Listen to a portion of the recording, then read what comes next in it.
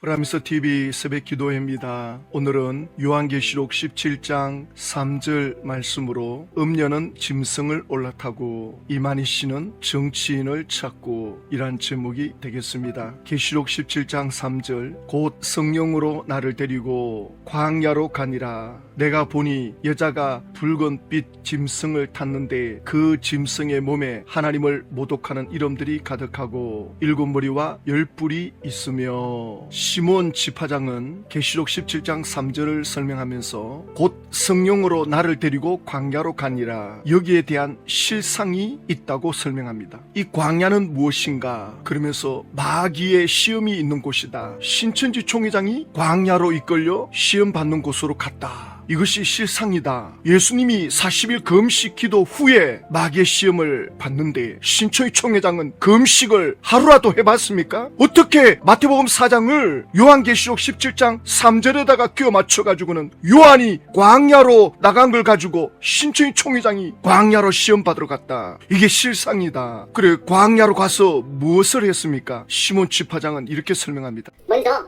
성령이 사도 요한을 광야로 데려가죠. 마귀의 시험이 있는 곳이 광야가 되겠습니다. 초림 때 성령이 예수님을 광야로 인도해 갔죠. 그곳에서 예수님도 시험을 받았습니다. 이와 같이 본문의 말씀이 성취되는 오늘날에도 성령이 새 요한을 광야로 인도해가는 사건입니다. 그곳에서 음녀 여자를 보고 기이 여기는 시험을 받게 됩니다. 광야로 신천지 총회장이 시험 받으러 나갔는데 거기서 무슨 시험을 받았느냐? 짐승을 타고 있는 음녀를 보고 귀히 여기고 크게 귀히 여기니 놀란다는 뜻이거든요. 광야로 시험 받으러 간 신천지 총회장이 그 광야에서 누구를 보느냐? 짐승을 타고 있는 음녀를 보는데 놀라고 놀랐다. 예수님은 마귀의 시험을 3번 받고 그리고 3번 시험을 이깁니다. 신천지 총회장이 광야로 나갔다면 그러면 시험을 받아야 되고 또 그 시험을 이기는 거기에 대한 실상을 말해줘야지. 그냥 음녀를 보고 놀랍게 여겼다. 그런데 이 음녀가 누굽니까? 청지기 교육원의 오평호 목사 아닙니까? 한두 번 지금 봅니까? 계시록 2장부터 보아왔는데 놀랍게 뭐 있습니까? 그러면서 이 짐승이 뭐냐? 장막 성전을 멸망시킨 멸망자라는 거예요. 그런데 계시록 12장에서 이 짐승을 이겼다. 계시록 12장에서 짐승을 이겼고 그 짐승이 청지기 교육원인데 청지기 교육원이 패해가지고는 7 갈래길로 쫓겨갔다고 했는데 여기에 또 청지기 교육원이 등장합니까? 전혀 이게 말이 안 됩니다. 그리고 누가 이겼느냐? 어린 양의 피로 신천지 총회장과 그 형제들이 이 짐승을 이겼다 그러거든요. 그래가지고 끝장이 났습니다. 끝이 났는데 왜 또 나타났는지 왜 또 싸우는지 설명이 없어요. 그리고 신천지 총회장과 그 형제들이 청지기 교육원을 상대로 이겼다. 이게 이제 계시록 12장 11절에 나오는데 또 우리 형제들이 어린 양의 피와 자기들이 정언하는 말씀으로서 그를 이겼으니 그들은 죽기까지 자기들의 생명을 아끼지 아니하였도다. 우리 형제들이 예수 이름으로 짐승을 이기는데 용을 이깁니다. 그런데 여기 신천지 총회장이 왜 등장합니까? 우리의 형제들. 그러면 이 형제들이 단 한 사람이라도 증거로 증인으로 나와주는 사람이 있느냐? 본 사람이 있느냐? 아무도 본 사람이 없다 그래요. 신천지 총회장과 함께 용의 무리와 싸운 사람들이 있습니까? 아무도 없습니다. 홍정호 씨도 딴소리하고 있고 김대원 씨도 딴소리하고 있고 또 오평호 목사님은 전혀 그들과 다툰 적도 없고 대면한 적도 없다. 이렇게 말하고 있는데 신천지 총회장 혼자 짐승하고 싸워 이겼다. 아무도 그 형제들은 보이지도 않는데 이 성경을 억지로 끼워 맞춰가지고는 그리고 이 사람들은 순교를 한 사람들입니다. 죽기까지 자기들의 생명을 아끼지 아니하였도다. 물론 안 죽은 사람들도 있겠죠. 그러나 이 말씀은 목숨까지 내어놓고 믿음을 지켰다. 순교자도 있었다는 뜻이거든요. 그러면 그 형제들이 청지기 교육원 때문에 죽은 사람 있습니까? 목숨을 아끼지 않고 싸우다가 죽은 사람 있습니까? 없잖아요. 없는데 계시록 12장 11절을 자기들한테 끼워 맞춰가지고는 교리 전쟁에서 이겼다. 지금 신천지 계시록으로 보면 계시록 12장에 나오는 짐승, 이게 청지기 교육원이다. 또 계시록 12장에 나오는 용, 이 용이 청지기 교육원의 오평 목사다.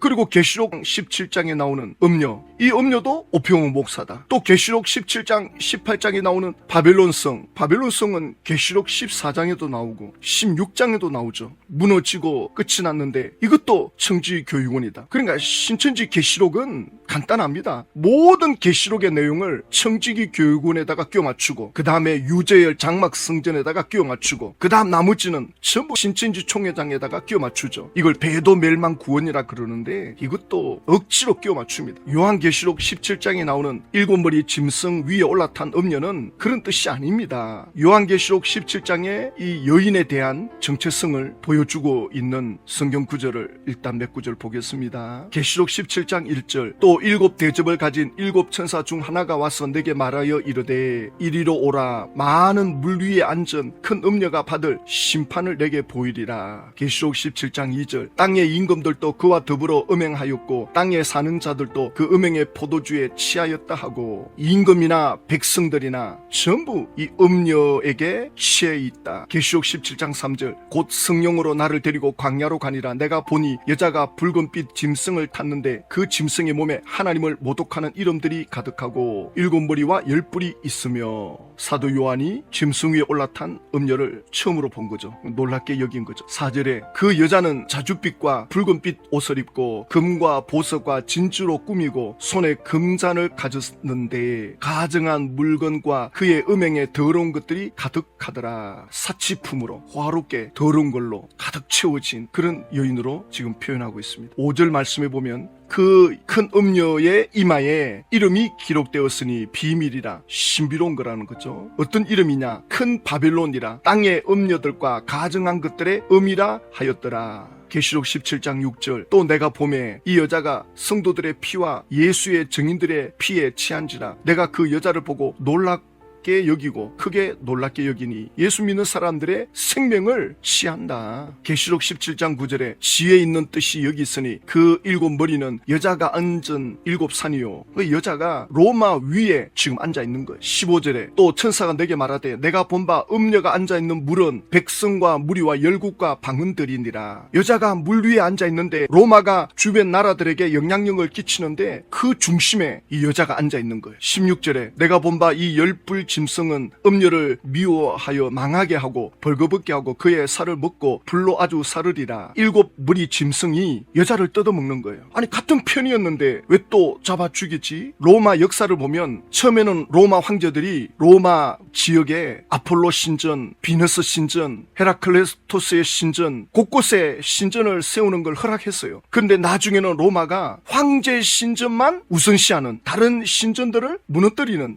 그 히스토리가 있습니다. 계시록 17장 18절, 또 내가 본 여자는 땅의 왕들을 다스리는 큰 성이라 하더라. 이 여자가 왕들에게 영향력을 끼친 바벨론이었는데 이제 18장으로 넘어가면 이 큰 성 바벨론 어떻게 또 심판을 받는가 좀 더 구체적으로 18장에 설명을 하고 있죠. 그래서 계시록 17장에 등장하는 이 큰 음녀는 로마 제국의 타락한 도시 문화, 그리고 우상 숭배하는 종교 세력들, 그리고 타락한 정치 세력과 결탁한 이 종합적 문화를 상징하는 큰 음녀입니다. 그래서 이 큰 음녀는 단지 로마라고 하는 이 도시뿐만 아니라 하나님을 대적하고 성도들을 핍박하는 사탄적 세속 체계의 전체의 포본으로 등장합니다. 요한계시록 17장의 음녀는 로마와 직접적으로 연결이 되어 있습니다. 지리적으로, 문화적으로. 그러나 동시에 종말론적 상징으로서 전 세계적인 타락의 체계를 상징적으로 보여주는 겁니다. 신천지 관계자를 만나면 이분들이 계시록에 대한 어떤 생각을 가지고 있냐면, 계시록은 예언이다. 예언이면 성취로 끝나는 거다. 개신교에서 말하는 성취는 뭐냐? 말해달라 이러거든요. 그래서 저희들은 이 계시록은 상징적 예언이다. 1차적으로는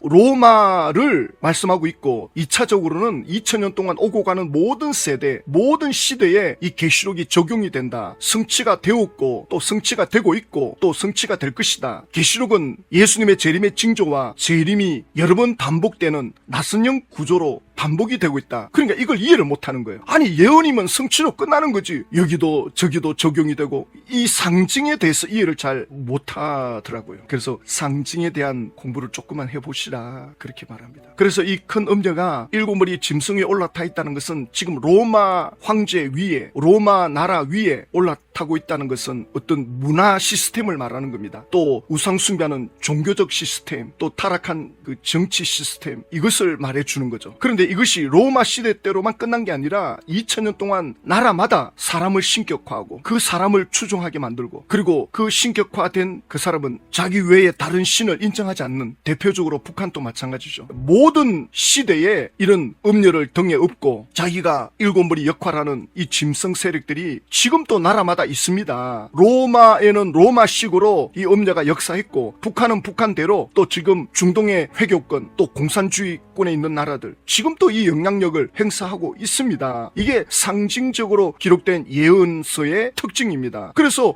오늘날에도 이 계시록이 우리에게 적용할 수 있는 거죠. 근데 신천지는 이걸 이해를 못하는 거죠. 그래가지고는 지금은 예수 믿고 구원받는 시대는 끝났다. 예수님이 영으로 총회장 몸에 재림해 와 계신다. 이곳으로 와야 된다. 그래, 그곳이 어떤 곳입니까? 하나님의 보좌가 내려와 있다. 예수님이 함께한다. 천사들이 함께한다. 들어가 보면 신천지 총회장이야말로 일곱 머리 짐승 위에 올라타 있는 음녀에 불과한 거죠. 온갖 욕망대로 다 살고 있고, 겉으로는 천사인 것처럼 하지만 뒤에서는 남의 가정을 깨뜨리고 사람들을 인생을 망가뜨려 놓고, 또 거기에 있던 지파장들도 마찬가지고, 이것이야말로 음녀 세상 아닙니까? 뭐가 다른 게 있습니까? 하나님의 나라라고 하면서. 그리고 신천지 총회장이 집에 부인을 놔두고 그 강남의 센터 원장이었던 김 원장에게 영적 배필을 해가지고는 같이 외국으로 다니고, 어떻게 이게 용납이 되느냐고요. 그리고 헤어질 때 그 김 원장이 떠나니까 사정하면서 매달리잖아요. 여보, 돌아와요. 내가 다 잘못했어. 주님이 돌아와요. 자, 우리 인증합시다. 모든 것이 내 잘못에 주님이 돌아와요.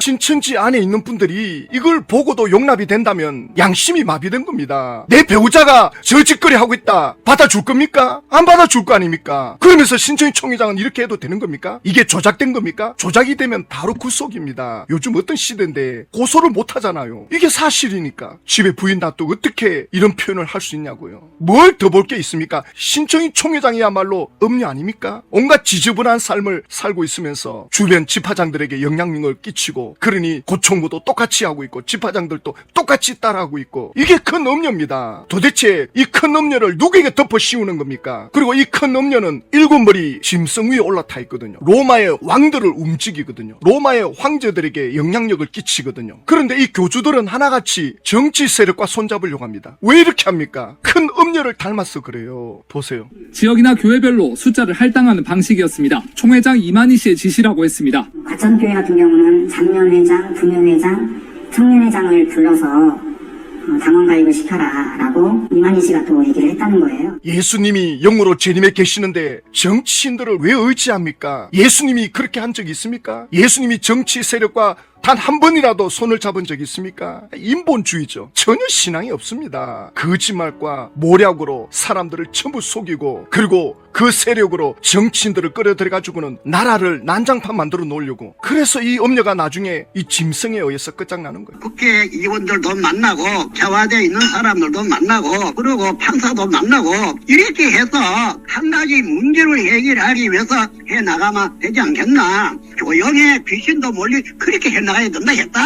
정치인들을 만나라고? 그래서 뭐 어쩌자는 겁니까? 그런 정치 세력을 통해서 문제를 해결해 보겠다는 거 아닙니까? 신천지 총회장이야말로 짐승 위에 올라타려고 하는 음녀입니다. 계시록 17장에 이 음녀가 짐승에 올라타 있는 것처럼 이만희 씨는 정치인을 찾고 있는데 똑같아요. 예수님은 아직 재림하지 않았습니다. 우리는 예수님이 재림할 때까지 성령님으로 충만해서 성령의 인도하심을 따라 진리를 따라 예수 그리스도를 닮아가고 예수님의 뜻을 이루는 그러한 사명자로 하나님의 자녀로 부름 받았습니다. 히브리서 9장 27절에 한 번 죽는 것은 사람에게 정해진 것이요 그 후에는 심판이 있으리니. 누구나 다 죽습니다. 죽음이 있다고 할 때 사람이 겸손합니다. 죽는다 해도 안 겸손하고 교만한 사람들이 얼마나 많습니까? 영혼이 살 것처럼 뭐 얼마나 싼다고 권세와 명예를 붙잡고 세상을 쫓아가고 재물을 쫓아가고 그게 전부인 것처럼 다 지나갑니다. 일장춘몽이라 그러잖아요. 하룻밤 꿈과 같은 인생입니다. 별 것 없습니다. 언제 우리가 죽을지 모릅니다. 또 가는 데는 순서가 없어요. 어느 날 이 세상을 떠나야 됩니다. 죽음이 있고서야 사람이 겸손합니다. 지혜자의 마음은 초상집에 가 있고 어리석은 자의 마음은 잔치집에 가 있습니다. 죽음을 염두에 둘 때 우리는 겸손할 수 있습니다. 신천지에서 이 죽음이 없다, 육체 영생한다니까 얼마나 교만해지겠습니까? 그러니까 곧 그날이 이루어지기를 원하는 거예요. 이제 그때만 되면 뭐 육체 영생 들어가면 천하를 호령할 것처럼. 아닙니다. 이 육신이 벗어야 영생으로 들어갑니다. 우리가 영생으로 들어가려면 이 육신을 벗어야 돼요. 그런데 그 후에 심판이 있다 그러잖아요. 내가 선택한 것에 대한 책임을 하나님이 묻습니다. 그래서 요한복음 5장 24절에 내가 진실로 진실로 너희에게 이르노니 내 말을 듣고 또 나 보내신 이를 믿는 자는 영생을 얻었고 예수님과 연결이 된 사람, 예수 안에 들어와 있는 이들은 생명을 얻었다. 그래서 심판이 이르지 않는다. 예수님께서 대신 우리의 모든 죄값을 치러 주었다는 걸 믿는다면 더 이상 우리는 죄책감에 심판에 두려워할 이유가 없는 거죠. 사망에서 생명으로 옮겼느니라. 하나님의 생명, 영원한 생명을 예수 믿는 사람들에게 주어져 있습니다. 누구나 예수를 믿을 수 있지만 그렇다고 아무나 예수 믿을 수 있나요? 자기가 죄인인 걸 인정해야 됩니다. 죽을 수밖에 없는 인생임을 인정해야 됩니다. 겸손해야 됩니다. 그럴 때 예수님이 구원해 주십니다. 신천지가 무너질 때 신천지 안에 있는 분들이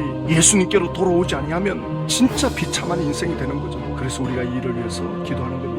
하나님 아버지, 신천지 총회장은 계시록 17장에 나오는 음녀와 같이 짐승을 올라타고 영향력을 행사하려고 하는데 얼마 안 가서 신천지는 끝이 날 겁니다. 신천지가 끝이 날 때에 하나님의 택한 자녀들이 예수님께로 돌아올 수 있게 하여 주시옵소서.